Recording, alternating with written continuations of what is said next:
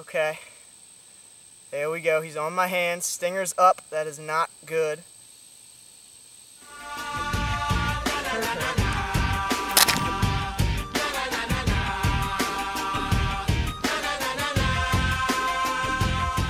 What's up, guys? Today we're going to be looking at the striped bark scorpion.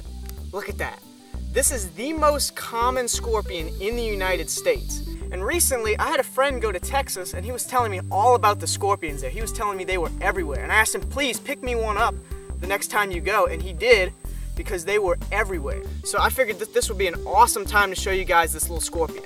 Now these scorpions stay pretty small. They only get around 2 or 3 inches at max size. This is an average size scorpion for this species right here. And you can see they've got a light tan color.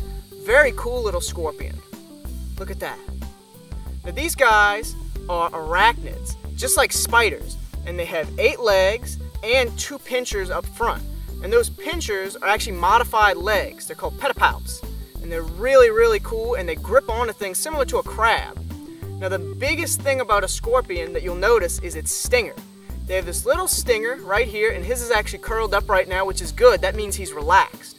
And these scorpions will use that to whack their prey. They'll whack it and insert that venom, and then they'll eat their prey. But they also use it as defense. If somebody were to step on them or grab them, they will whack them. And they do that for other animals as well. Any little birds, lots of little stuff eat these guys.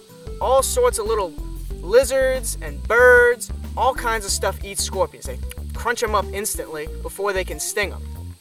Now these little guys are mostly nocturnal. They mostly come out at night to hunt.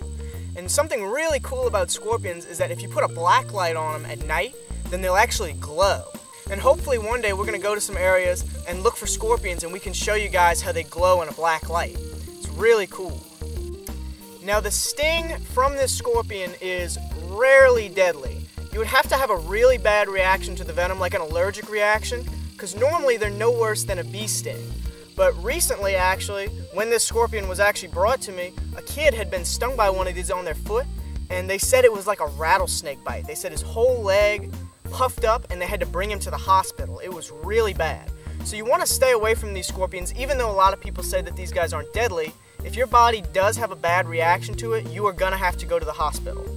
Now, I actually want to practice handling him today. I almost never handle scorpions. I've seen one wild scorpion in my life, and it was down in Florida. I lifted a piece of boat, and I saw a little scorpion. And I was like, okay, that's cool, but I have to look everywhere first to make sure there's not like a big rattlesnake or cottonmouth. And when I was done looking, I was like, okay, I can get the scorpion now. And the scorpion had gotten away. And that was a Florida bark scorpion, pretty similar to this one. But I really don't get to handle wild scorpions a lot. So today, I'm going to handle him. I'm going to put him on my hand real quick. And I'm going to show you guys that they're not out to sting you. It's normally when they feel pressured or grabbed that they'll sting you. And I also want to get some practice handling scorpions. So this is kind of going to be a practice session for me. Now this is going to be one of the very first times that I'm getting some scorpion handling. And hopefully it'll go well.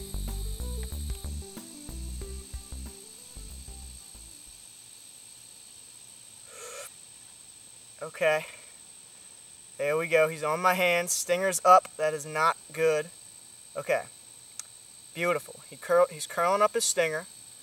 Now, this scorpion, if I were to get stung by this scorpion, most of the time it wouldn't be a bad reaction. Hundreds of people every year are stung by this scorpion, and they have a very, he fell.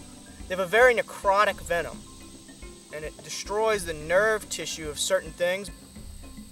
He's behaving pretty well right now, but I still want to get him off of my arm. Me sweating, it's so hot right now and I'm sweating, and that is not helping with handling a scorpion, because he can feel that, and it's no good.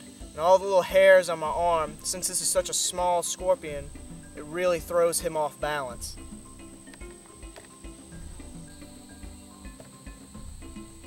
Okay. Kind of a bad transfer, but I did get him off of my arm.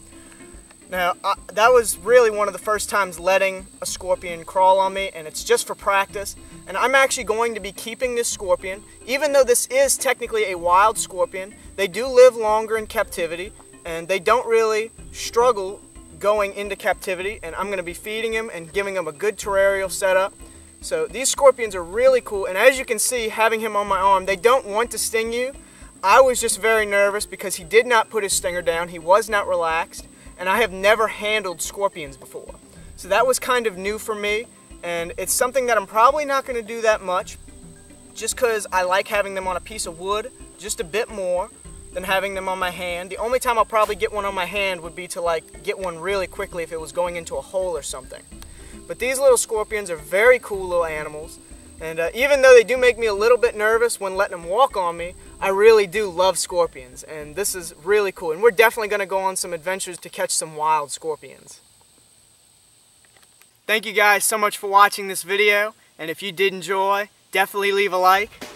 I will see you guys next time.